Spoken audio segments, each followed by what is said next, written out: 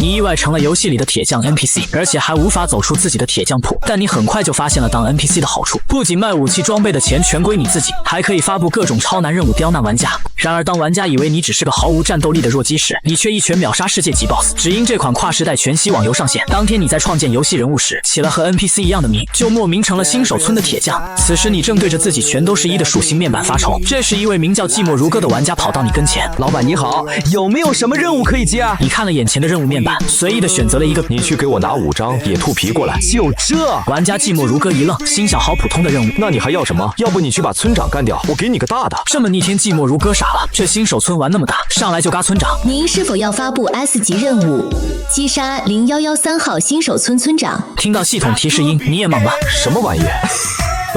我刚开玩笑的，你就当没听见。你随便打发走了震惊的寂寞如歌。这时又有一名玩家跑到你面前要买把木剑，你随手拿起递了过去，瞬间一阵铜钱响，你发现原本空空如也的背包里多了30铜币。我操！要知道这游戏1铜币就等于1块钱，上哪找那么多冤大头来买我的武器？你站在店铺门口苦思冥想，就在你发愁时，最开始在接任务的寂寞如歌回来了。大猛师傅，我回来了，这是您要的5张兔皮。你随手给了对方1根攻击力只有0.5的破木棍当做任务奖励，拿到任务奖励，寂寞如歌十分开心，特别是那毁天灭地的攻击力。大猛师傅，我看你脸色不太好，是不是有什么心事？放心交给我就好。寂寞如歌依旧觉得眼前的 NPC 有问题，讨好他说不定有特殊任务奖励。你眼珠子一转，不紧不慢地说，我这铺子啊，最近生意不怎么样，你看我这一铺子的精良装备都卖不出去，可愁死我了。对方支支吾吾地表示，你的武器没有问题，就是太贵了。听到这话你一愣，自己也就上调了10倍而已，贵。你看看这村子，除了我这，上哪找更趁手的兵器去？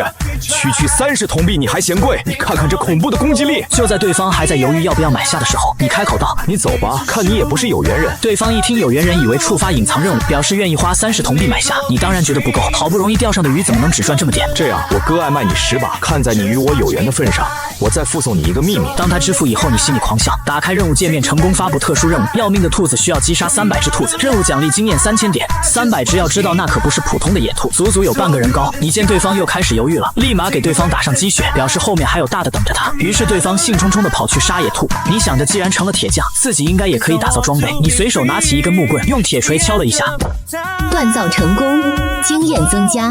没想到这么简单。你可以在5分钟内随意调整木棍的属性，你将攻击力拉到最高10点，点击确认后，破木棍摇身一变成为要命的一棍，攻击力高达10点。虽然这耐久只有1点，要是一个普通玩家带上几百根这样的木棍，在新手时期完全无敌了。这么强的木棍，我只卖1银币，简直不要太良心。这时正好又来了个玩家，他看见你手上属性逆天的木棍，想拿起来看看，你一把拍掉对方的手，不买别摸，这可是价值1银币的东西。那他妈耐久就1点，磨烂了我，找谁要钱去？对方一愣，心想这铁匠不寻常啊，难道是什么隐藏任务？他身为富2代根本不缺钱，于是对方大手一挥，1银币而已，你有多少我要多少。卧槽，大客户啊！内心非常激动，但你还是装作一本正经的样子。一共40根，收你40银币。对方爽快的付钱，甚至临走的时候问你什么时候还有货。你告诉对方这东西做起来麻烦，很稀有，但其实这玩意你敲一下就有了。就在你开始捣鼓打造装备的时候，刚刚买了你的木棍的人正准备集结队伍去攻打 BOSS， 拿下首杀。突然耳边响起系统公告，恭喜0113号新手村玩家叶微良小队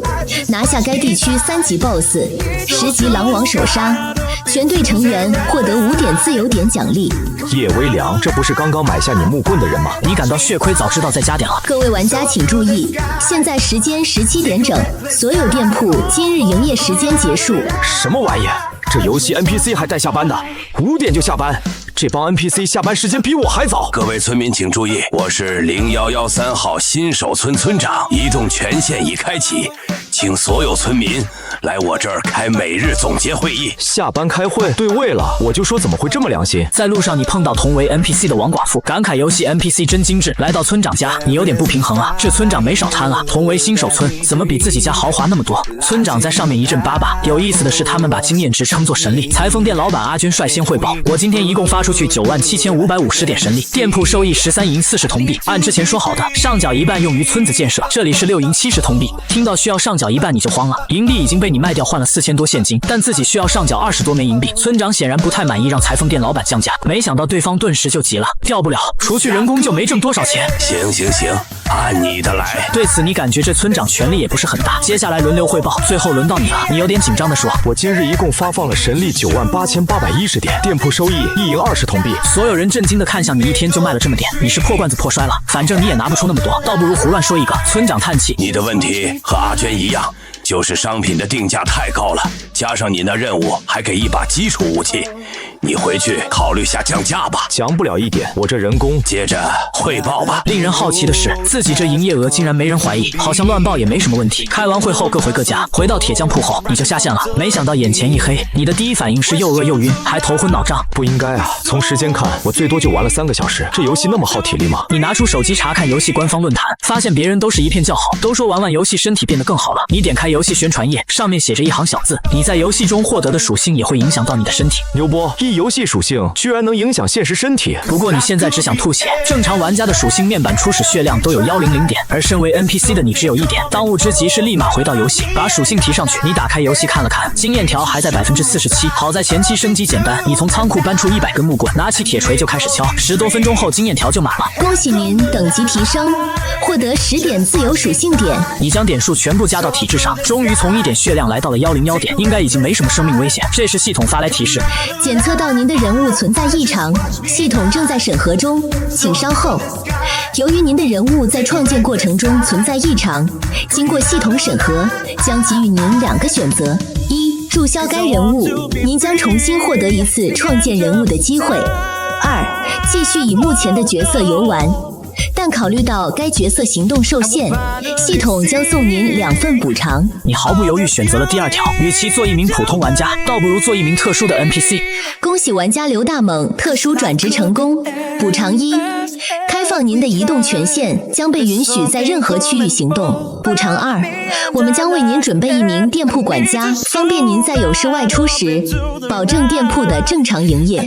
邮件里是系统送的店铺管家，你将它设置成自己的形象，就先放到仓库去了。现在你的血量达到了新人玩家的水平，得赶紧再升点级。你又打造了100根要命的木棍，经验条却只涨了1/4，太慢了。你尝试把几种材料合成一起打造。头破血流锤打造成功，攻击力高达10点，并且耐久也有100点。这把成本100铜币的狼牙棒，你直接定价25银币，可以说非常良心了。你又成功打造了5把，将等级提升到了3级。这次你选择补强其他基础数值，终于可以下线了。这次果然好多了。你打开论坛，看看有没有其他消息。突然看见一个醒目的标题：隐藏任务攻略。我或许是第一个发现的玩家。发帖人 ID 是寂寞如歌。这不是被我忽悠去打300只野兔的人吗？看看这小子在背后说什么。我从0113号新手村的大猛铁匠接到了隐藏任务，历经1夜的厮杀后，我成功击杀300只野兔。大猛铁匠让我购买10把武器才给任务。起先我还怀疑是不是这 NPC 想套路我，但后来我发现我错了，这10把武器的耐久度刚好够我打掉300只野兔，所以大猛铁匠从一开始就算到了这一点。就在我击杀最后一只野兔的时候，突然蹦出来一只会说话的野兔，还发布任务让我问他们跟大猛铁匠有什么仇。兄弟们，有谁见过野怪给玩家发任务的？这是找我要说法呀。可我只是单纯的想给他上难度，算了，明天再说。第2天你一上线就发现外面很吵，门打开就看见寂寞如歌在兴奋的大吼。你有必要那么早吗？话还没说完，店铺就涌进来了一堆玩家。你也没想到昨天的帖子会引起那么多人围观。不管那些人，你是来提交任务的是吧？是的，已经完成了。大猛师傅，昨天我在村外打野兔，突然有个会说话的兔子找你。是吗？你顺手点下任务，确认键寂寞如歌身上，金光一闪，从等级5直接跳到了等级7。寂寞如歌心中一喜，你故作高深的模样道：那群兔子十分狡猾，他给你的任务只是第一步，最后会让你干掉村民和同类，从而达到占领0113号新手村的目的。你也不想后来的友人出生在一个全是野兔怪的地方，为了全人类，放弃吧。寂寞如歌额头上直冒冷汗，包括后面的玩家同样露出一脸震惊，没想到小新手村竟有如此恐怖的任务。可我这任务来之不易，不必惋惜，我自然会补偿你，请往这看。大手一挥，抛出一声的约定，这是你用剑和弓一顿乱锤，终于于在18锤之后打造出来的终极武器，攻击力0.1，特殊效果，佩戴此物攻击下降100%。是武器吗？这什么逆天的东西啊，纯废物啊！寂寞如歌呆在原地，说实话，第一眼看这个武器很废物，第二眼还是很废物，要攻击没攻击，而且这价格99金、99银、99铜，说明拿上它，让两人之间没有伤害，充满爱。这是送我吗？那也行，就当留个纪念了。他正准备伸手拿下，你一把拍下对方的手。可当然是送你，但送的不是这把武器，而是送你这张优惠券。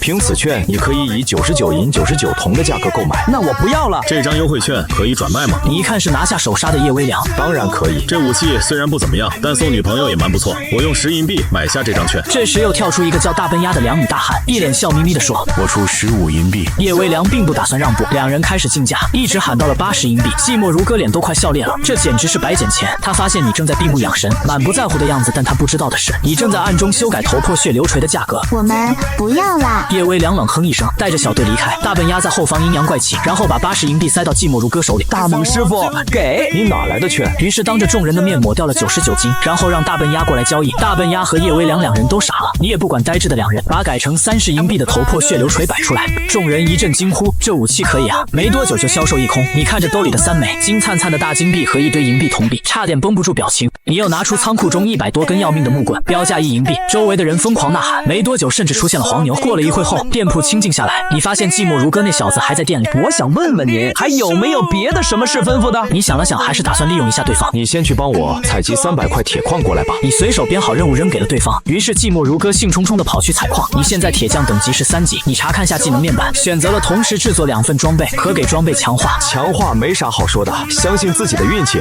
怎么会有人玩游戏出现强化失败呢？你打算先试试强化，随手做了一根要命的木棍，拉出强化面板，发现还需要一根木棍。锤子落下，要命的木棍+1，攻击力只加了1点。你接着强化，一直强化到+5，攻击力来到了25，连着5次都没失败，也太简单了吧！你又挥动锤子，这次碎了，卧槽，直接没了，什么都不返还手。看了看经验条，又快升级了，强化家的经验挺多的。铁匠铺里立马响起疯狂的捶打声，而另一边被你派去采铁矿石的寂寞如歌已经自闭。这东西好重，而且好占背包空间。在发出任务的时候，你显然没有意识到这一点，和普通玩家不同，你的背包无限负重。恭喜玩家刘大猛等级提升，获得1点技能点。你点在了100件装备必出1件精品上，而此刻的新手村却乱成了一锅粥。原来是叶微凉和大笨鸭因为抢 BOSS 打了起来，情况要多混乱有多混乱。我是一个采矿工，采矿本领强。寂寞如歌一路开开心心的回到了新手村。大猛师傅，您的任务我完成了，这里是300个铁矿石。你转头一看，其实你发布完这任务就发现了问题，普通玩家拿20-30个就已经走不动路，结果真一次性带回来了。刘师傅，您嘴是真严啊！我原来还想怎么拿得动那么多铁矿，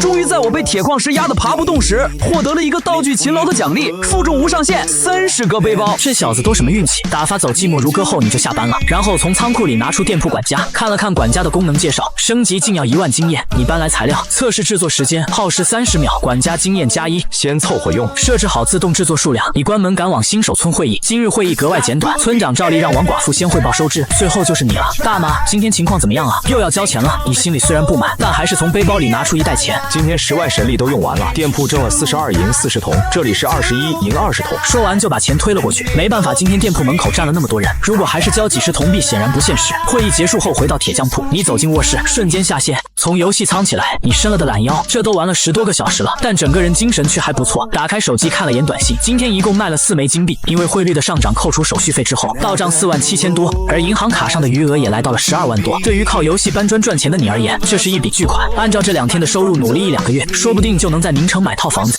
第2天店铺门一打开，你就知道今天又是忙碌的一天。外面安静排队等候的人确实不多，因为后面全在打架。相比于昨天，今天战况似乎更加激烈了。大笨鸭和叶微凉站在复活区，上线到现在已经半小时，但外面很多人都在盯着他俩，根本出不去。鹬蚌相争，渔人得利，打了1天1夜了，再打下去也没什么意义。停战可以，但有些事我们得划分好。叶微凉收到消息也露出笑容。0113号新手村玩家间第一次大规模战争结束，接下来就是疯狂的采购。刘师傅，咱们这还有些什么？你们来晚了，就剩这些了。你随手拿出28把实质武器。行，我都要了。2人异口同声的说道，同时发出交易申请，50铜币1把，价格公道。你把武器分成2波交了出去，接下来就是重头戏。趁两人还没走，你迅速从仓库拿出10把实质武器，和之前不同，这批都是强化5级的武器。卧槽，这是强化装备，价格也合适，30银币1把。两人立马火速拿下，转身回到铺子里，你开始研究新产品了。铁匠等级已经来到了5级，你终于可以制作一些简单的防具。2分钟后，看着面前丑陋的铁水桶，你陷入了沉思。防御7，体质3，耐久500，装备等级5，平平无奇。这个带孔的水桶防御确实高了很多，但和你的预期还差得很远，缺乏卖点。苦思冥想的你突然眼睛一亮，颜值即是正义，如果能让这东西变得好看些，价格翻1倍也很正常吧。此时叶微凉和叶微暖走进新手村，灰色物品值几个铜币，你捡这些没必要。该省省，该花花，你看顺手捡的钱不就够买呀？微凉，快看！叶微凉走近一看，一张银色的面具泛着金属光泽，布满荆棘纹路，让整张面具带了些野性和破碎感。看了属性和价格，叶微凉惊了。属性还行，但1金币抢钱呢。这本是之前水桶面具改的，用了颜值即是正义后属性还掉，不过成品你还算满意。老婆，1金太贵。话没说完，发现对方头顶多了个刺眼的金属桂冠，曙光桂冠，术士专用，很实惠啊，1金。所以我就说，你捡那些破烂干嘛呢？别废话，面具我也买了给你。叶微凉接过面具，苦笑道：“莫名其妙的花了2金币。”叶微凉隐约觉得自己像个冤大头，但很快这种感觉就消失了。他们2人走在路上十分显眼，甚至在村口碰到大笨鸭，后者都愣了下。哪来的铁匠铺？大笨鸭转身往铁匠铺走去。来到铁匠铺，大笨鸭也不含糊：“刘师傅，听说您这边上新了。确实有几样新货。”你指了指桌上的4款头盔，除了荆棘面甲和曙光桂冠，还有刺客的骷髅面具和弓箭手的午夜鹰眼。行，给我拿30个。30个？你一愣，40多万！你以为叶微凉已经够怨种，没想到还有高手。随手拿起一个，看了眼属性和价格，这玩意儿特么1金币一个，这铁匠穷疯了。咋了？那什么，我拿不下那么多，我先买一个用着看看，如果好用的话，我再来买。直到下午4点半，那个熟悉的身影终于出现了。刘师傅，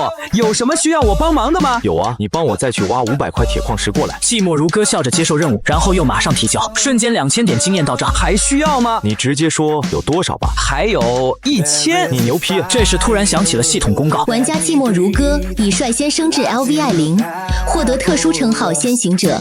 由于0113号新手村已有玩家达到10级，秘境系统已经开启。卧槽，这就有人10级了！就在系统提示秘境系统开启后，你收到了另一条系统消息：全体村民请注意，秘境系统开启，所有村民获得秘境创建权限。自己创建副本。看到这消息时，你大脑宕机了几秒钟。有点意思，但是不多。所有奖励都是给玩家的，我岂不是白干了？几乎翻到最后，一行小字写着：请尽量提高副本难度。所有玩家在秘境中每累积死亡100次，您的寿命点数将增加1点，死亡掉落物品也将归您所有。你顿时虎躯一震，要不是快开会了，你现在就想进去搭建副本。你走出店铺往村长家赶去，一进门就看到所有村民脸上都洋溢着幸福的微笑。村子里第一个10级友人的出现，都是你的功劳，大家鼓掌！大家也都费点心思，毕竟天神的留言大家也看到，寿命对每个人来说都十分重要。你一愣，但马上想到这可能是一种属性。10分钟后，你肉痛的交出了51个银币。散会回到家，你迫不及待地打开秘境建造界面，还没等你点击开始建造，突然耳边传来一个女声：大猛！回头一看，王寡妇。你眨了眨眼，大脑飞速运转，连你也叫我寡妇？是秀琴，我叫错了。自从那些友人来了之后，你就再也没来找过我，你是不是看上别人了？头冠，那人家花钱买的，我还能不给吗？反正我不管，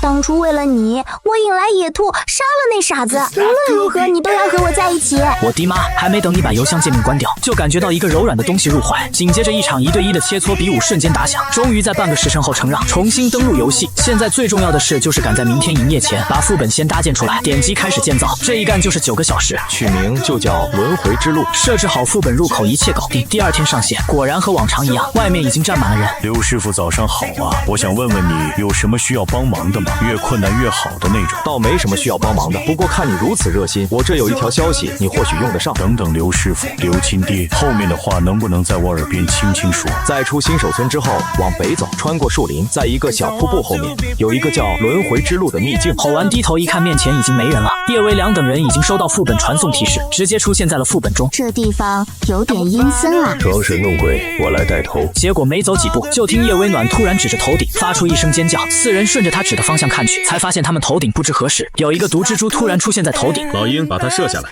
我们和他之间好像有什么东西隔着，根本打不到他，而且他好像也攻击不到我。于是走着走着就成了5个人抬头盯着蜘蛛走，只是往前没走几步，突然传来咔嗒一声。等等，阿涛怎么死了？我特么摔死了！在铁匠铺盯着副本面板的你，看到上面出现了一把造型奇特的匕首，立马拿下放到背包里。看来第1关都没过去。那我盯着头顶，你们注意脚下。叶微凉话音未落，整个人突然起飞，惨叫声也由近及远。终于在几秒过后，名字变成了灰色，剩余3人回过神，低头一看，发现转角处竟然藏着一只野兔，很明显叶微凉刚才就是被他一脚踹了下去。这副本谁设计的？脑子有病吧？又一件装备是一件普通的布衣，你随手扔进仓库里。副本里3人继续往前走，小心这里有陷阱。老鹰轻轻一跃，随后就听到前方传来一阵破空声，一支箭已经飞到面前，老鹰被这一箭撞得直接落在原地，下一秒活动板打开，老鹰被送走了。又死一个，你随手取下午夜鹰眼，二话不说又摆放出去接着卖。没多久，叶微凉这队人已经全军覆没，而你今天的收益也十分可观，一共收到了4190件装备。忙碌了一天后，铁匠等级也来到了7级，随手打开人物面板，看到自己拥有的点数后一愣，71个属性点，难道寿命点就是属性点？你黑着脸继续平均加点，到了村长家照常开会，过程中王秀琴时不时朝你挤眉弄眼，1小时后王秀琴脸色羞红的趴在你身上。想知道如何触发吗？杀死0113号新手村村长，并代替他。真是个可怕的女人。登出下线日常检查一下账户余额48万，嘿嘿，好爽，几天时间就挣了近40万。看着电影玩着手机，想到后天就是老妈的生日，顺手买了张回家的票。第二天早上，你进入游戏，将管家做的装备存进仓库，你忽然想起什么，手中出现一柄红色的匕首，血牙。这东西就这么卖，必然会被叶微凉等人发现。你皱眉想了想，新手村阔绰买家都是战士，可以把匕首改造成长剑。你手握血牙走到工作台边，又从仓库拿了把铁质长剑出来。管你能成什么样，反正先吃我一锤再说。砰一声响，重铸成功，请选择武器效果。效果1：头狼效应，佩戴该武器时提升小队成员20%攻击力。效果2：血流成河，每次攻击有50%的概率叠加1层血石，每层使目标每秒损失1点生命值，最多叠加5层，持续6秒。效果3：午夜剑圣，夜间攻速正300%，白天攻速负50%，需白天佩戴2小时充能。你果断排除前2个选项，目光锁定300%攻速加成的效果，这属性完美契合大笨鸭和叶微凉2位土豪。你果断的选择了第3个。当泛着冷光的长剑握在掌心时，你差点被突然爆发的强光晃下。这哪是武器，分明是把 LED 手电筒。随便取了个名字，光明长剑，攻击20，攻速-1，耐久500，装备需求等级10。光明长剑20攻击力的属性已令人侧目，但强化界面弹出的材料更震撼。首次强化需39银50铜外加铁块，掰指头算，到第5次强化时，你太阳穴突突直跳，需要12金多，也就是12万。不过如果真强化到5，这把武器的攻击也来到了50。按照目前基础武器来看，几乎可以用到出新手村，甚至出了新手村，前期可能都还有些用。你果断定价1金币，基础10级武器则仅售1银币。看了眼时间，刚好早上8点，把光明长剑和其他装备武器上架。开门营业只是刚一打开门，你傻眼了，几张熟悉的面孔，头顶的等级依旧停留在7一整夜，1级都没升。你们玩游戏能不能认真点？叶微凉此时脸色十分难看，一旁的大笨鸭也已经7级，脸上却没有一丝喜悦。昨天他先是疯狂升到7级，然后进了寂寞如歌的队伍，想着混个首充奖励。进本后他的噩梦就开始了，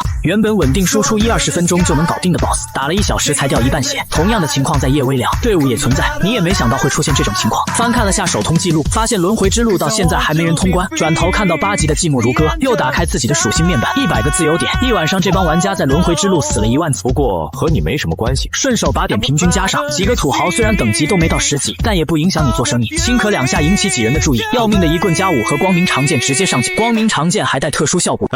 我还没看完呢。叶微凉还在看上面的特殊效果，下一秒武器就进了大笨鸭的背包。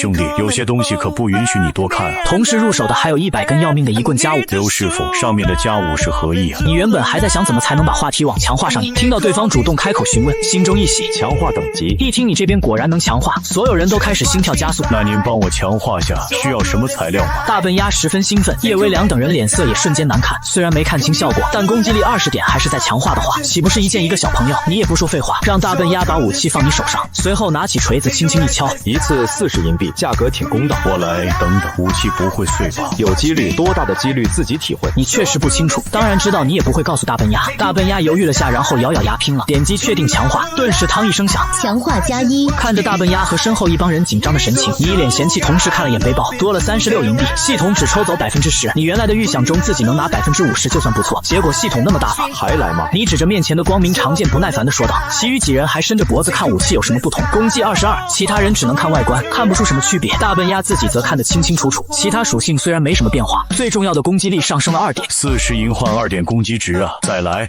大笨鸭都没看价格，直接点击确定。好，再次强化成功，丝毫恐怖的武器。第2次强化成功，光明长剑的攻击力已经来到了26，这个攻击已经比要命的一棍加5还要高，而那个还是一次性武器。还来吗？你不想给他太多反应时间。果然，再来。好，继续。成功，同时一金44银落入你口袋。我的妈！大笨鸭手都有些发抖，看着面前攻击力力高达32的光明长剑。这绝对是0113新手村部，哪怕是全区全服都排得上号的武器。叶维良等人一脸凝重，虽然他们看不到武器的变化，但从大笨鸭的神情可以看出，眼前这把武器已经到了某种逆天的状态。还来吗？突然一声怒喝，大笨鸭浑身一震，再来！好胆量！你终于露出一丝笑容，对着大笨鸭竖起大拇指，必要的情绪价值也要给到位。说完瞬间落锤，哈，又成功了。大笨鸭看到武器还在，又看了眼攻击力整整40点，顿时腿脚一软，太刺激了。倒不是因为这武器花了他多少钱，光明长剑现在的价值已经不能用金钱来衡量了。还来吗？不来了。啥不来了？你还以为对方会继续，结果这货竟然收手了。不过也没事，5金40银到账，知足常乐。大笨鸭也不是傻，强化等级越高，武器碎掉的几率也就越高。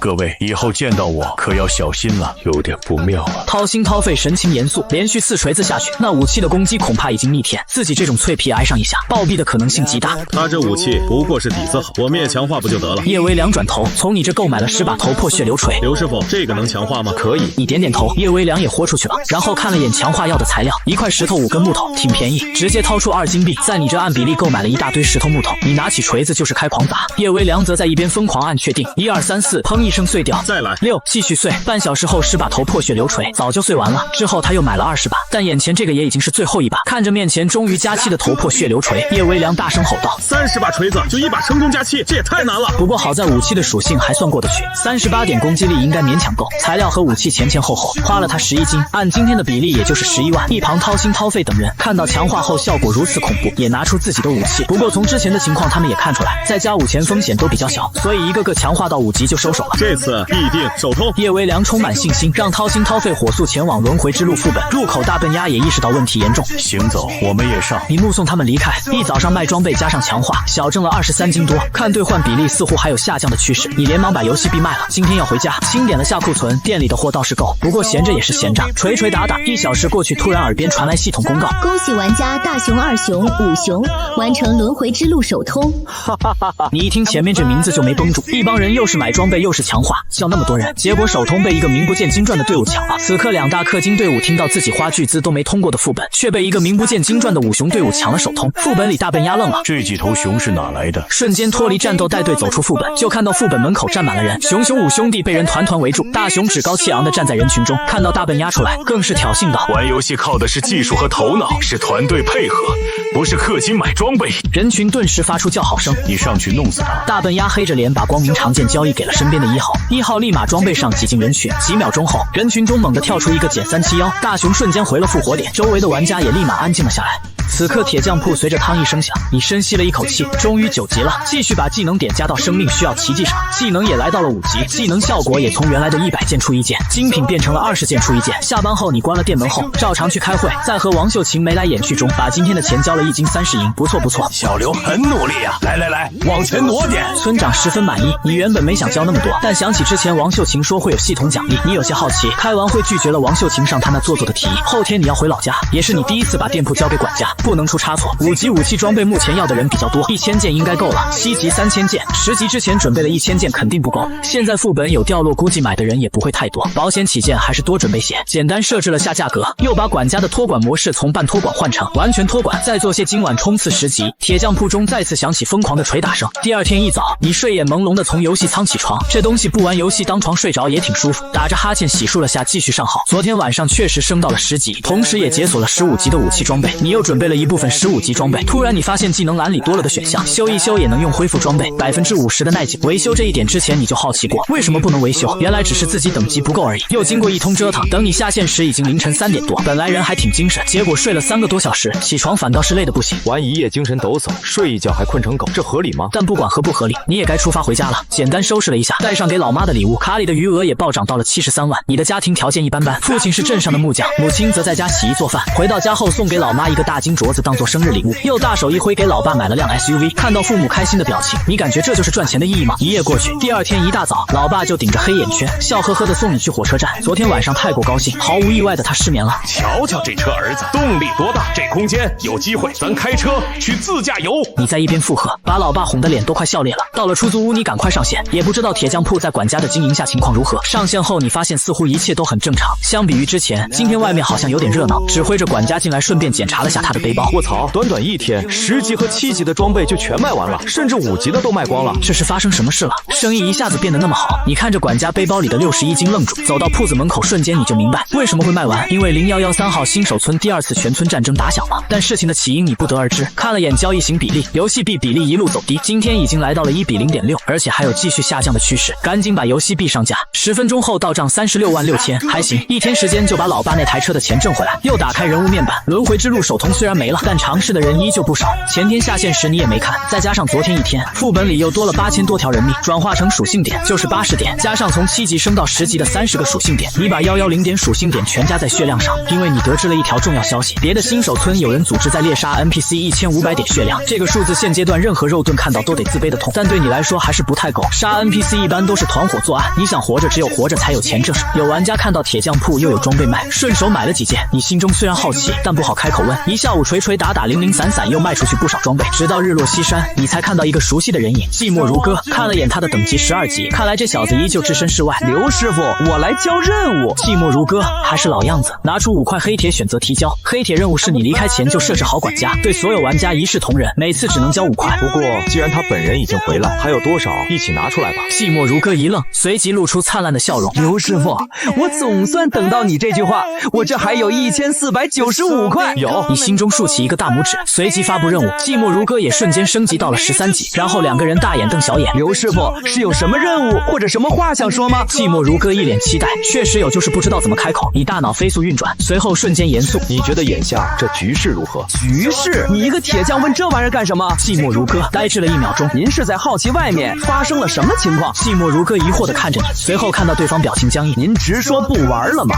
他们还在抢包没打完呢。我刚才路过的时候看了眼，目前良鸭队处于劣势。说完生怕你不懂，还补充了一句：良鸭队就是大笨鸭和叶微凉2人的联盟。一听这话，你一脸错愕。大笨鸭和叶微凉，他俩为什么组成联盟了？过去这一天到底发生了什么事？你意外成了游戏里的铁匠 NPC， 而且还无法走出自己的铁匠铺。但你很快就发现了当 NPC 的好处，不仅卖武器装备的钱全归你自己，还可以发布各种超难任务刁难玩家。此刻011-3号新手村爆发了第2次大规模冲突，大笨鸭和叶微凉的氪金队因为和散人玩家抢包发生了摩擦，后面就演变成了2大阵营的大规模团战。不过这对你来说却是个赚钱的机会，你把锤子抡得都快冒火星了，武器还是供不应求。直到傍晚关上店铺大门，你瘫倒在椅子上，连续几个小时高强度制作加售卖，让你有点累。但看到背包里不断增加的游戏币，又舍不得停下。不过在这之前还得先去村长家开会。今天的会议也没什么特别，外面玩家的情况，这些村民的态度也和之前一样，不管不顾。缴纳了1金币后，你又气势汹汹地回到铁匠铺，来吧，不管你们打多久，武器装备我一定给你们供应上。2天后，你双眼无神地重复着手领动作。这2天你已经不知道做了多少装备，铁匠等级都已经到了12级，钱也确实没少挣。过去2天入账82金，今天的比例是1比0.5，又提了40多万。看着银行卡里冰冷的120多万，有了继续捶打下去的动力。所有人都很忙，除了寂寞如歌，这货每天都来你这接任务，采集各种木头、石头和铁矿，时不时回来还给你汇报下外面的战况。也就是在刚刚，寂寞如歌升到了17级，因为你在刻意的给寂寞如歌疯狂喂经验。随着玩家对副本熟练度提升，在轮回之路的玩家也越来越少，除了开心副本别无他法。你抽空下线刷过论坛，已经有人发了攻略，只要有1名玩家到了18级，该新手村就会开启30人副本。这个副本是谁来创建，点你不清楚。从攻略上看，30人副本似乎只有1个，但起码也是个盼头。结果下一秒系统公告响起，玩家晴朗天已率先升至 LVI8， 获得特殊称号开拓者，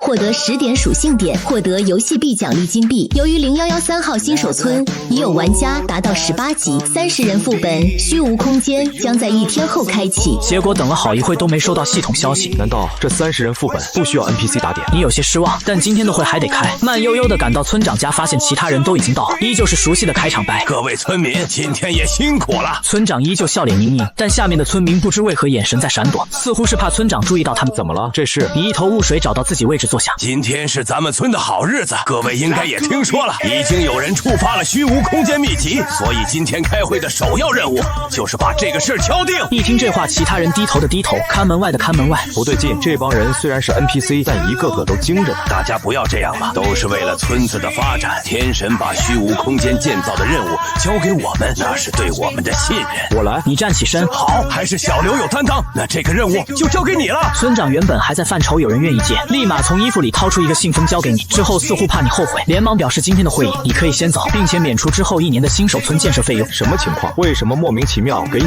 这些福利？你打开信封还没抓住里面的纸张，一道流光就没入你的额头，瞬间一个副本建造界面出现在你眼前，粗略的看了一眼界面，和之前10级副本没什么区别，奇奇怪怪。不过既然允许你提前离场，你也不和他们客气，转身就离开了。大猛离去后，王秀琴原先低着头，听到你接了这任务，还没等他开口制止，村长已经把信封交接完毕。完了，王秀琴两眼失神，村长虚无空间这事，小刘他是不是不知情啊？有个村民看到你走远，才一脸复杂的问道：不可能，这是在有人来之前我就说过，如此重要的事他肯定知道。那他为什么接？还不是为了咱们村。村长转头怒目圆睁，看看你们一个个光顾着自己，只有小刘是真的为村子考虑。之前修缮房屋的事，你们也不用私底下找我，这个名额就给小刘，也算是村里对他的一些补偿，以及这个月的天神赐福，守卫也让给他。接下来的时间，大伙儿不要去打扰他，让卫兵在铁匠铺门口竖个牌子，明天铁匠铺歇业。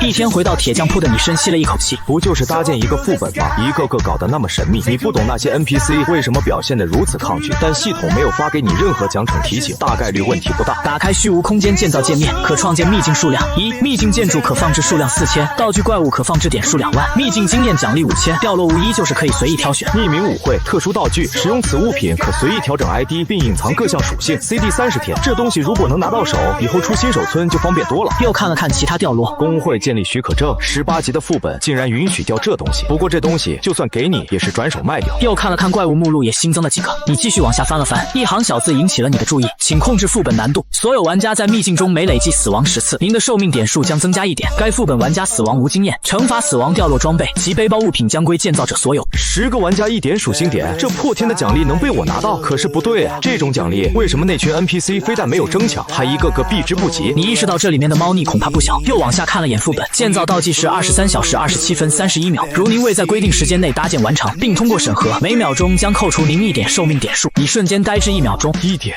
你终于明白那帮 NPC 为什么不想接这坑爹的活？寿命点对你来说是属性点，对那帮 NPC 来说可能就真的是寿命。从之前轮回之路的经验来看，10级副本你差不多用了8-9个小时，可那副本的规模从数值上来看，也就虚无空间的40-50%，这么算起来时间肯定不够，所以这副本在这个时间内根本建不完。可要是建不完，属性点全清空，那自己会怎么样？第二天游戏官方论坛就炸了，很多新手村的 NPC 莫名其妙都消失了。此时一群 NPC 在村长家面色凝重，虚无空间的搭建时间已经过了24小时，是连个系统公告都没有，该不会出什么问题了吧？但是此刻突然响起了系统公告0113号新手村副本虚无空间已经开放，同时所有玩家任务列表自动接受了一个任务，而且该任务还不可以取消，请前往虚无空间击杀 BOSS 虚无领主复刻。此刻的你当然还活着，就是目前状态不太行，虽然等级是14级，但是所有属性都变成了1点，甚至可用点数都变成了-274，你气得破口大骂。不过抱怨归抱怨，这点点数现在你暂时不放在眼里，虚无空间挂掉10个玩家就能涨1点属性点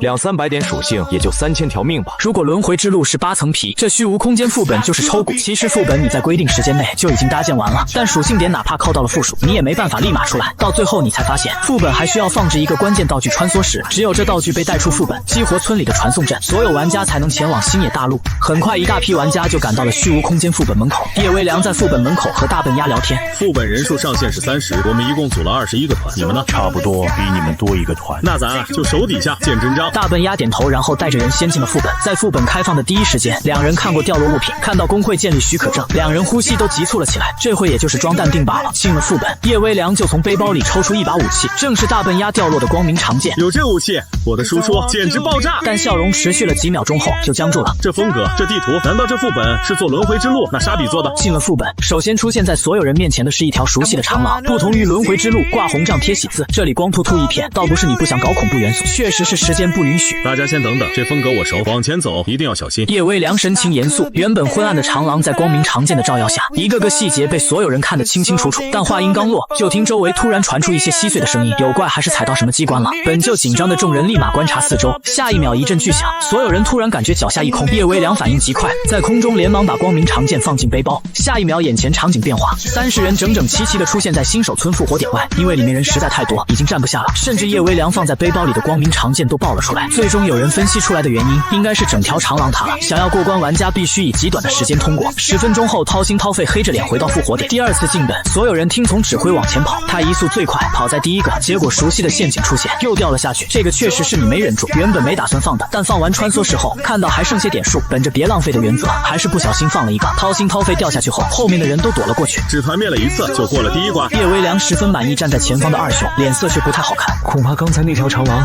都不能算是一关。说完指了指下方，叶微凉听闻往前走了2步，就看到前面一条往下的楼梯，尽头是一个巨大的正6边形平台，每个角都延伸出一条长长的走廊，6条走廊尽头又是一个巨大的房间。看着下方6个房间，如果没猜错的话，应该就是6个 BOSS。一眼能看到所有 BOSS 所在地，叶微凉已经很庆幸了。但愿吧。二熊神情严肃地往下走。哦呦，这就到账，400多属性点了。正在制作装备的你，打开副本界面看了眼，发现虚无空间在短短半小时里就有超过4000人死亡，界面上密密麻麻的装备、药品、材料更是一眼看不到头，把所有掉落的东西全部扔进仓库，回报还是挺高的。你满意的打开人物界面开始加点，加完点虽然相比于之前还差一些，不过毕竟这才开始，看了眼时间你也就下线休息。而另一边副本中叶微凉他们还在通宵攻略副本，几个小时前掏心掏肺回到队伍后，30人就下了台阶。这里有6个房间，咱们先随便挑一个打吧。二熊带队就往其中一个方向走，轻轻推开 BOSS 房门，发现场地很大，里面的 BOSS 正是18级阴阳蝎尾狮。阴阳蝎尾狮并不是一只 BOSS， 而是2只，一阴一阳，一公一母。但为什么就一只？另一只哪去了？因为阴阳蝎尾狮这东西必须2只一起杀，而且还要控制血量，在它的血量降到80%时，会释放蝎尾针。被命中的玩家如果在20秒内没解除身上的毒爆状态，玩家就会自爆。解除的办法就是阴阳2个被点名的玩家相撞。叶微凉心里有种不祥的预感，找了一圈没找到，于是他们把所有房间都跑了一遍。半小时后调整了下队伍。总结一下，一共3对阴阳蝎尾狮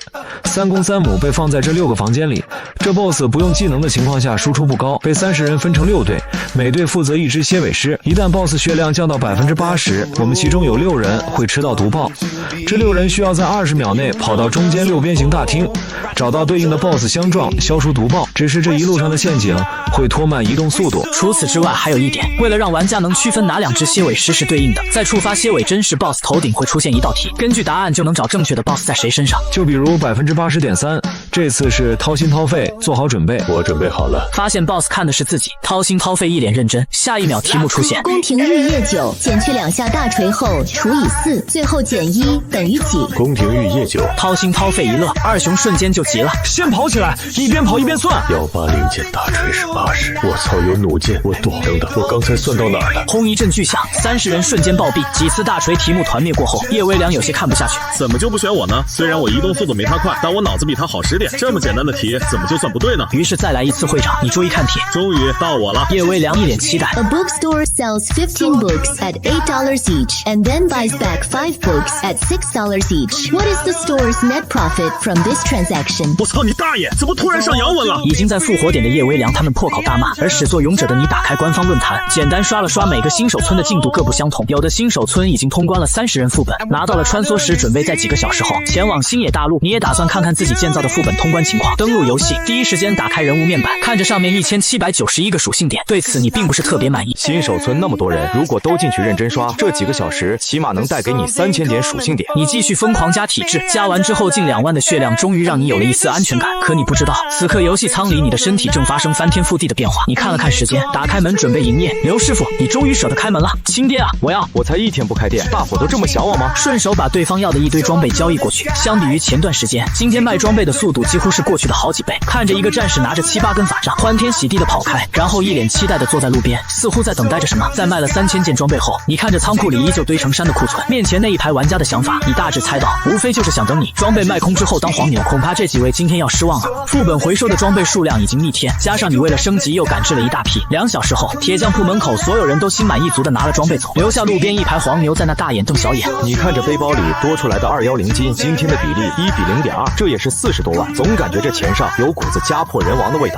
敲敲打打一整天，很快又到了关店的时间，而此时你的等级也已经来到了19级。打开人物面板，从开门到关门这9个小时里，一共获得2304属性点，把血量堆到了逆天的3万。可你依旧不满足，感觉自己欠缺点攻击力，又补充了一些其他的属性技能，这方面是你目前最大的短板。你现在的普通攻击也就和玩家的技能伤害差不多，当然别人有 CD， 你没有技能，上哪学个技能去？要不晚上偷摸去找战士导师丁大壮聊聊，可他能教我我吗？心里想着，眼看到了开会时间。虽然村长之前说过不用交钱了，但开会还是要参加的。小刘来了。村长看到你，顿时感到尴尬。在他看来，面前这人虽然长得像刘大猛，但几乎可以肯定这人是代替品。根据古书记载，搭建虚无空间者如果没有按时完成，会被当成副本 BOSS 留在其中。为了新手村能够正常运行，天神会委派傀儡代替其角色，而此时站在他面前的这人，恐怕就是天神的傀儡。很快，所有村民都到场，只是一个个都不敢看，甚至连王秀琴都只是偷瞄了你一眼。你虽然感觉有些奇怪，但也没说什么。所有人都一言不发，这会自然就简短了很多。到交钱这环节，你直接起身离开了。等你走远，现场才炸开了锅。天神果然神通广大，这代替品的相貌竟然和刘大猛如出一辙，而且连刘大猛的记忆他似乎都有。说的自然是村长允诺你1年不用交钱这事。回到铁匠铺，简单收拾了下仓库，从中再次拿出光明长剑。颜值即是正义，已经4级，做一件华丽的装备应该没问题。目标也很明确，夜微暖这东西属性效果还不能太差，起码在20级以内要有点作用。就把这件装备作为我职业生涯的开山之作。至于价格，必然是天价，但前提是这东西让人觉得值。虚无空间内，叶微良等人正坐在地上被打。在过去的1天中，他们经过几次的团灭后，终于明白，一边算一边跑着躲技能，根本行不通。1小时后，在二熊的指挥下，所有人站起身。就这次，咱们过了他。好，而此时大笨鸭团队已经赶在叶微良之前，最后1%过了。看着 BOSS 终于倒下，1号兴奋的怒吼。一整天各种眼花缭乱的题目随意出现，这一次也是因为运气好，出现的题目之前都见过。开箱子，大笨鸭快速冲到箱子边，卧槽！看到里面的装备，所有人都发出惊呼。足足7件装备，1个材料和1个道具。这副本虽然打起来折磨人，但奖励确实可以。这是套装，怒狮上衣护腕。1号看着装备名字前缀怒狮上衣护腕，但看到套装效果时面色有些奇怪。怒狮套装因玩家保持肢体亲密接触，全属性提高50%，该效果可持续到高于 BOSS 等级5级。阴阳蝎尾狮是18级，也就是这套装效果在24级之前都有用，全属性提高50%，这效果十分逆天，但触发条件似乎更加离谱。会长，我看过，这装备虽然有7件，但暂时能用的只有2件，要不要等其他弟兄过了后，我出去问问，给你凑一套？行，记得到时候凑2套，1套你穿。大笨鸭有些无奈，他们队里都是抠脚大汉，只能矮子群里拔高。我穿怒狮套装，硬是女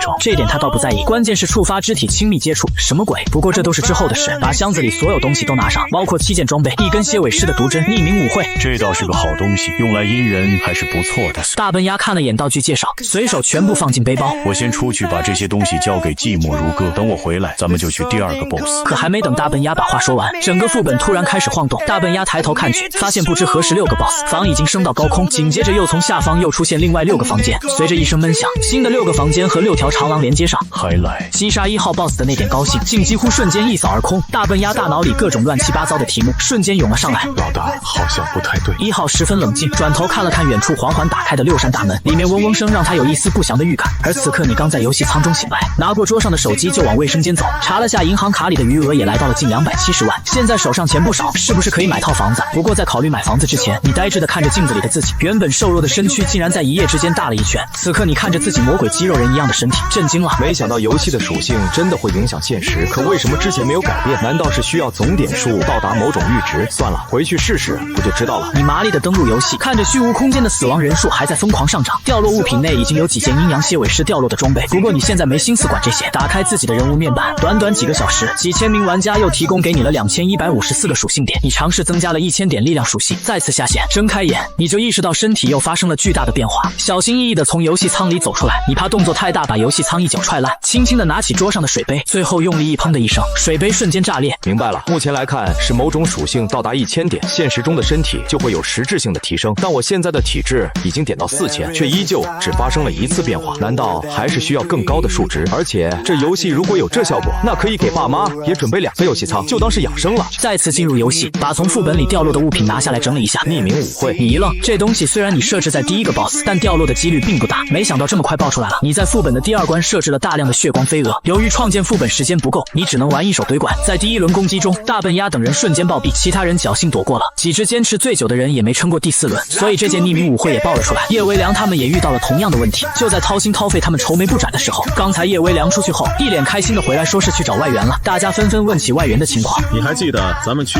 谁先升到18级的吗？好像叫什么晴朗天，就是他不就是升级快吗？咱们团队里19级的人也有，高1级作用很大吗？他可不止等级高，这一点刚好他来了。只见一名男子一脸冷色走到众人面前，而他手里握着一柄长枪。介绍下，这位晴朗天隐藏职业枪行者。隐藏职业，团队里所有人怔怔地看着晴朗天新手村，还有这东西。晴朗天冲着众人微微颔首，走到前方观察了下四周的6个大门，最后转头看向叶微凉。问题不大，可以解决。我可以简单和你说下目前的情况。不用，血光飞蛾我杀过不少。那你这武器？叶微凉小心地指了指长枪。这武器在 NPC 店铺里似乎没见过，这副本可是连背包里的东西都会掉落。你这武器没问题吧？秦朗天也不忌讳，直接把武器贴出来给叶微凉看。罡风枪，攻击30，攻速1，耐久未知，成长型武器，不可掉落，不可损坏。不可掉落，那没事了。至于不可损坏这点，让叶微凉有些头疼。过来帮他打副本，秦朗天就提了一个要求，要他出钱强化下这把武器。叶微凉开始为自己的钱包担心，寻常武器强化失败会碎掉，可是不可损坏，难不成能一直强化下去？想到这，他甚至希望你的铁锤能给力些，几锤子把长枪砸烂。不过在那之前，那既然大家都到位，咱们就开始。走到场地中间，秦朗天开口说道：“一会你和你的朋友都站一起。”站一起，那岂不是会被40-50只飞蛾摁在地上打？几人不明白秦朗天为什么这么安排，难道是看我们几个太菜嫌碍事？不过出于对隐藏职业的尊重，几人还是老老实实的站在一起。转头看到血光飞蛾已经袭到身边，一个个立马打起精神。你们5人都别动！秦朗天一声轻喝，前手如管，后手如锁，一记崩枪以迅雷不及掩耳之势，直接砸在带头的飞蛾身上。我操，猛男！叶微凉几人顿时瞪大眼睛。血光飞蛾速度十分恐怖，之前队里的弓箭手都无法命中，或者说哪怕是射出去的箭都追不上飞蛾。眼前这家伙随手一击就把飞蛾砸落在地，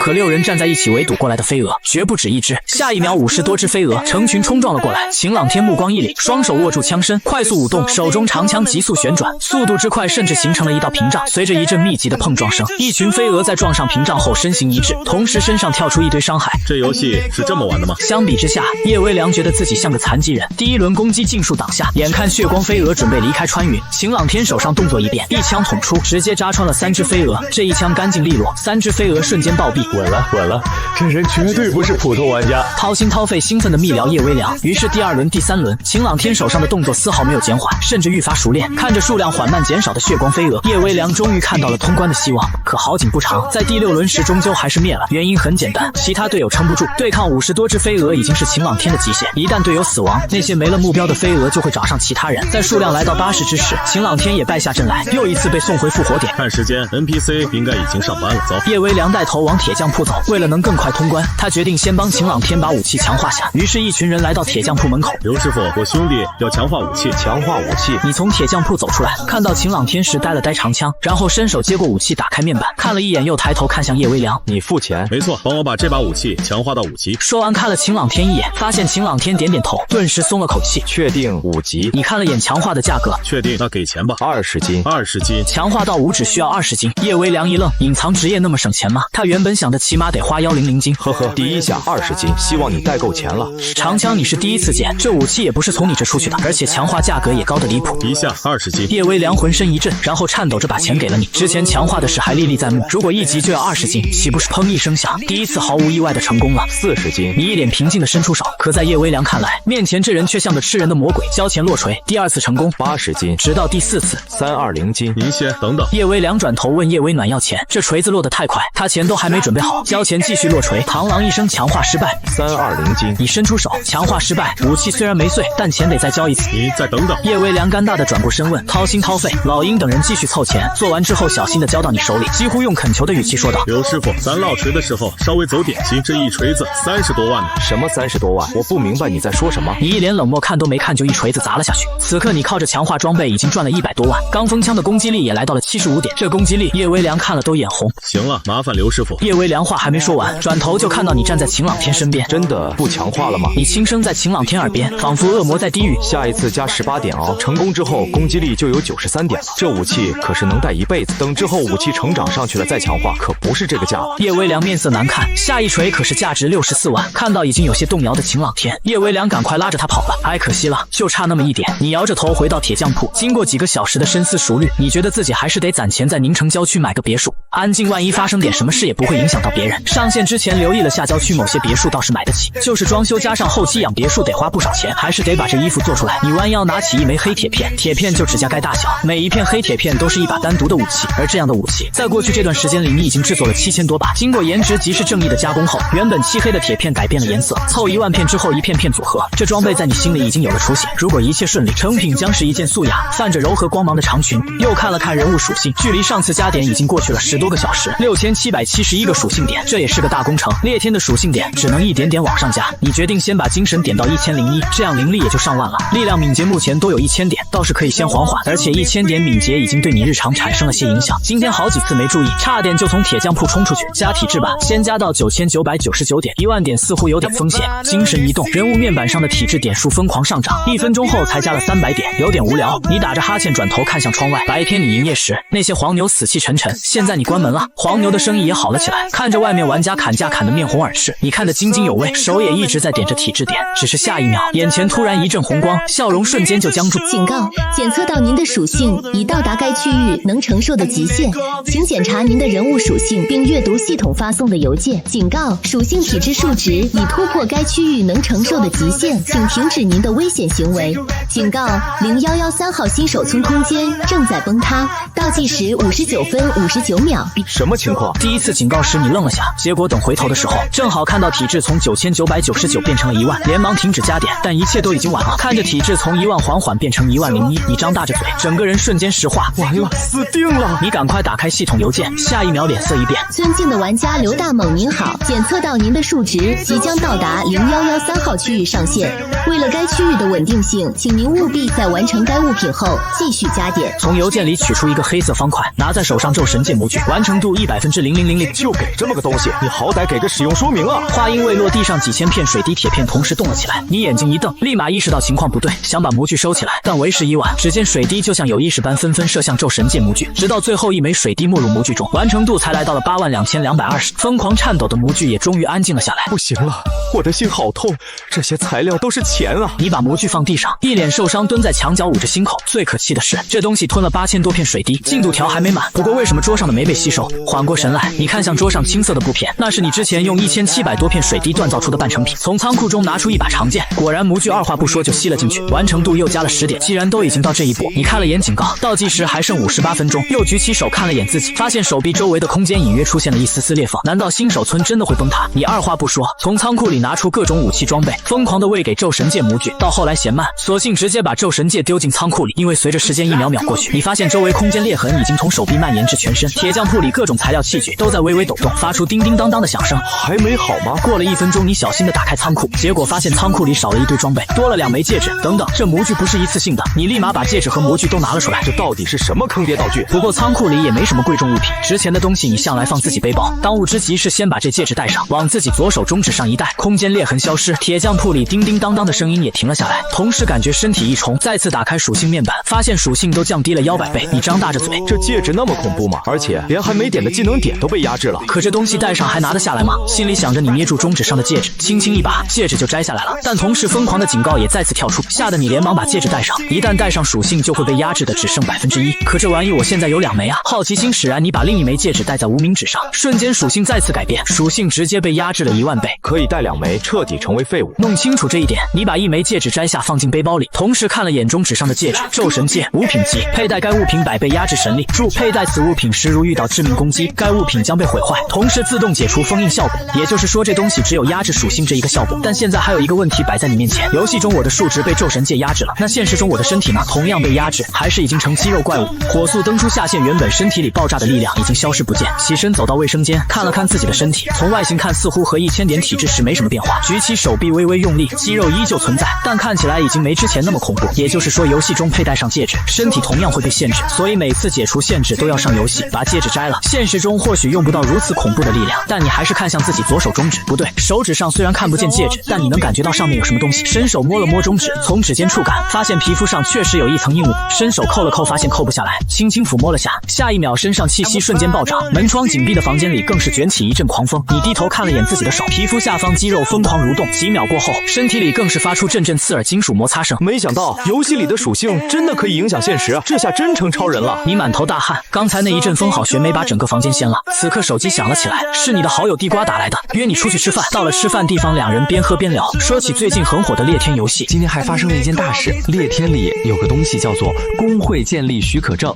今天论坛有玩家说0113号新手村的30人副本爆这东西，好家伙，你猜外面这些老板开价多少？600万。原本低头猛吃的你，听到这话顿时一愣。工会建立许可证，这东西别的新手村没有吗？地瓜啧啧称奇，这还是今天出门时的价格，听说还在加价。不过那副本据说挺难，到目前为止都还没人通关，这对你来来说也算是个好消息，600万重金利用。如果不出意外，此刻副本里已经挤满了人，等你下次上线，恐怕点数又会迎来一波爆炸式的增长。此刻的副本内，在把晴朗天的武器强化之后，叶微凉他们已经成功击杀了血光飞蛾。大部队可这副本还没有完，第3个 BOSS 剧毒蠕虫已经困了他们2-3个小时，一轮十分顺利的把剧毒蠕虫的血量打到60%，结果下一秒 BOSS 突然朝天喷射，看到10多道绿色毒液没入远处的房间窗户中时，叶微凉就知道要出事。果不其然，下一秒从6个房间中爆射出一堆蠕虫，在场30人瞬间一半中招，而大笨鸭这边进度要慢很多。此刻他们还在和血光飞蛾纠缠，随着大笨鸭一声怒吼，最后一只血光飞蛾也死在他的剑下。准备下一个 BOSS 吧。大笨鸭觉得此刻的自己强得可怕，话音刚落，熟悉的晃动感传来，这轮的6个房间再次上升，6条长廊也同时被拆掉，随后四周再次出现6个新房间。都注意些，这6个房间估计有猫腻。我说说我的看法，从上一轮看，周围6个房间放置了小蠕虫，设计副本之人的初衷就是让我们其中一些人被寄生。如果上一轮讲究的是个人能力，那这一轮我觉得就是考验我们的集火速度。所以接下来如果你被寄生，你就大声喊出来。大笨鸭站在前面滔滔不绝，下面29个成员纷纷点头。1小时后，剧毒蠕虫倒地，下一秒系统提示响起，恭喜由玩家大笨鸭所带领的团队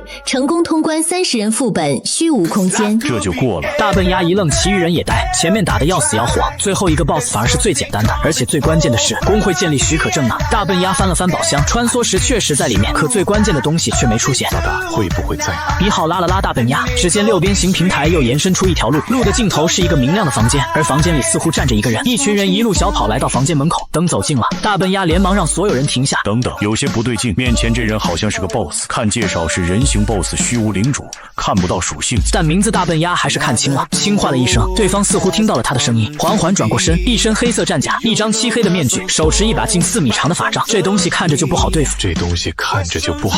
用你说。大笨鸭目不转睛，远远目测了下，这把起码有3米高，自己近2米的身高站在他面前，像个小鸡崽子。副本已经通关，所以这波很明显是个挑战选项。如果不出意外，工会建立许可证就在他身上。那咱们就开打。大笨鸭提起剑，二话不说就往里走。打这副本不就是为了许可证来的吗？天光微亮时，拥挤的虚无空间副本门口突然出现一个团队，带头的人面带笑容，在众目睽睽之下，缓缓从背包里拿出一张纸，上面写着工会建立许可证，是大笨鸭。大笨鸭牛波1。等等，既然拿到了，为什么没有注册工会？边上的玩家听到这话，好奇地看向大笨鸭，后者脸上顿时露出一丝尴尬，他也想立马注册，可工会建立许可证上什么信息都没有，也无法直接使用。老大，咱们要不先去找村长？这么重要的事，村长应该知道。村长在看到工会建立许可证时都傻眼了，咱们这地方还能出这东西？他倒是有这个权限，请你挑选另外9名成员，在工会建立许可证上签字。很快，包括大笨鸭在内的10名成员签完字，村长立马盖章。下一秒，工会建立许可证突然发出金色光芒，最后直射天际，周围玩家顿时发出一阵阵惊呼。紧接着，系统公告响起：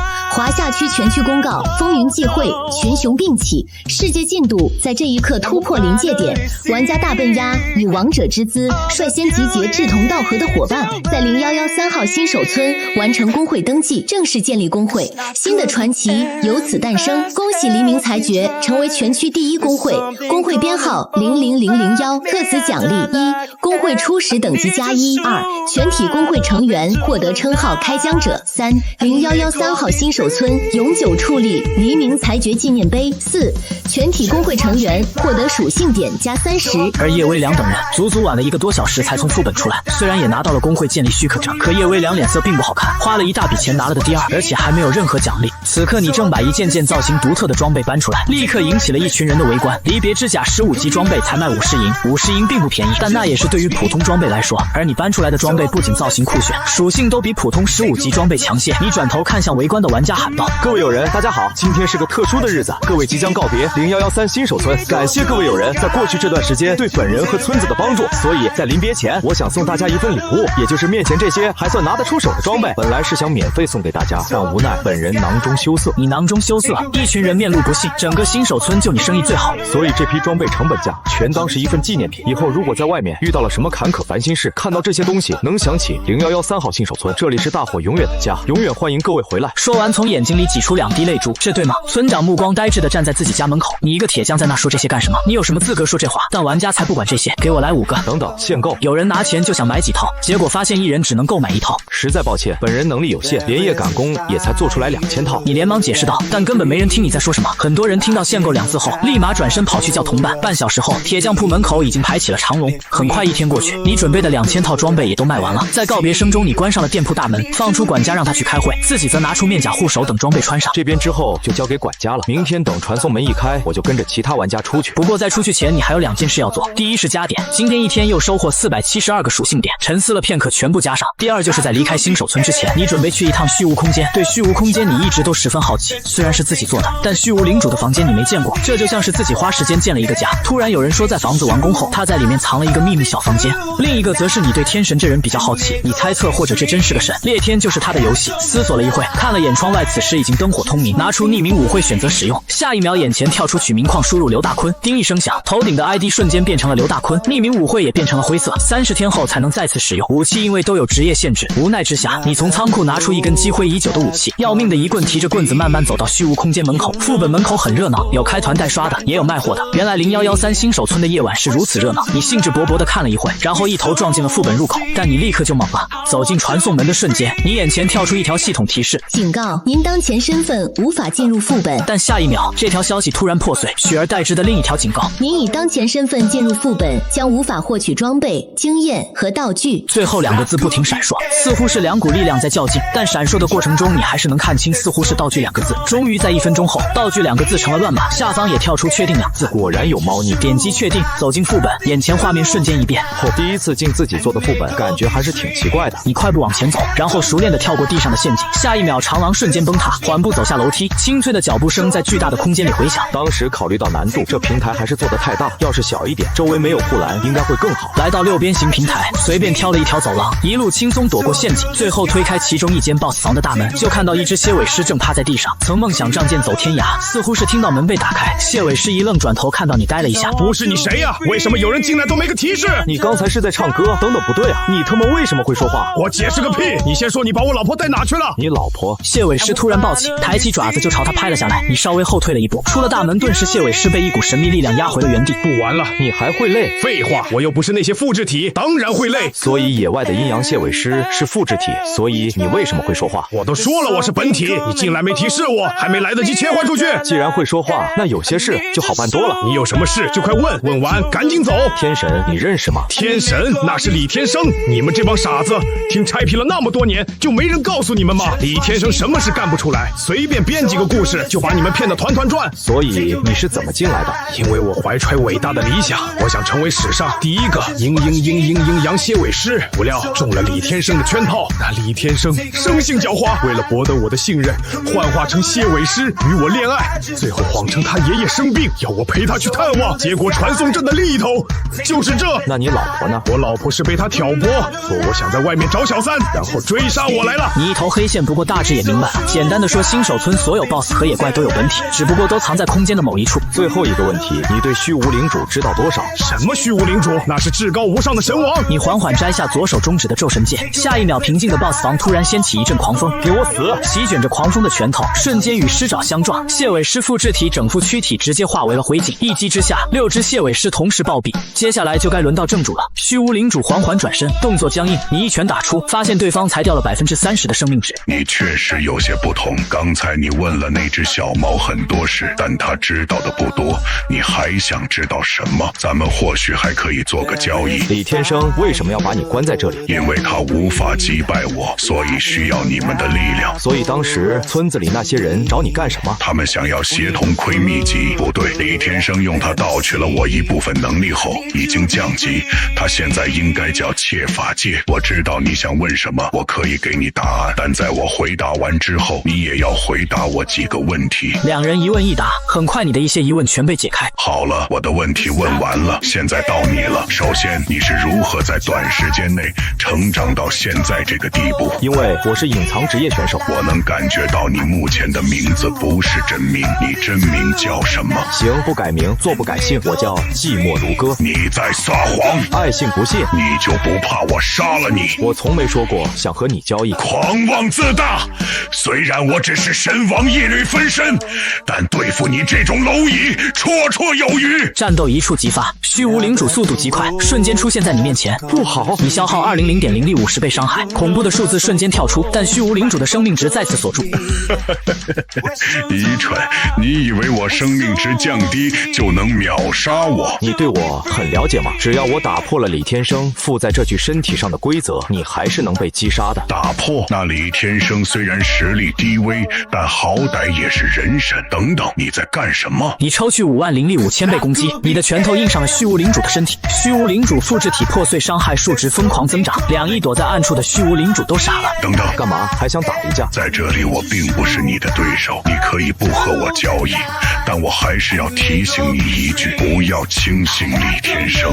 知道了。真的不能告诉我你的名字吗？我说了，我叫寂寞如歌。画面一转，此时在某个秘境中的寂寞如歌突然打了个喷嚏。是我感冒了吗？怎么这回老打喷嚏？小娃娃，我在这看你好几天了，别人都在努力，为什么你在这送东西？这不是朋友在里面开荒吗？我就给他们打下手。年轻人，你难道不想变强吗？当然想了，但这事儿我觉得急不得。不错不错，如此心性难能可贵。年轻人，不知你是否想跟着老夫学些粗浅的功夫？寂寞如歌心中狂喜，接受了隐藏职业拳术师。徒儿，你天赋不错，短短几个小时就学会了为师所有绝学。酒窖里还有些我珍藏的好酒，你装一杯带走吧。当真吗，师傅？于是这一夜过后，新手村多了一个疯老头。逢人就问有没有看到一个王八蛋叫寂寞如歌。第二天一大早，传送门开启，开了，兄弟们，我们走。再睁开眼时，一行人出现在了荒山野岭中。卧槽，出口为什么是个鸟不拉屎的地方？你已离开0113号新手村，接下来